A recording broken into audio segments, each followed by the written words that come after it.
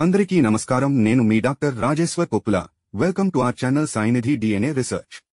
ఈరోజు మనం ఎవరైనా దంపతులకు సంతానం కలగకపోవడానికి కారణమైనటువంటి పురుషునిలో ఏ విధమైనటువంటి క్రోమోజోమ్ మరియు జన్యు పరీక్షలు చేసుకోవాల్సిన అవసరం ఉంది అనే అంశం చర్చించబోతున్నాం.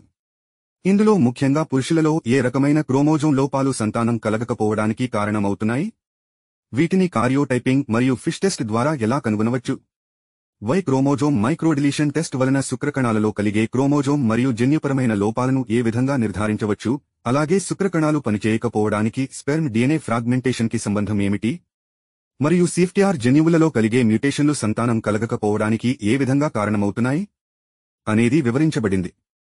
ఈ అంశం గురించి పూర్తి వివరణ ఇప్పుడు మా ఛానల్లో అందుబాటులో ఉంది.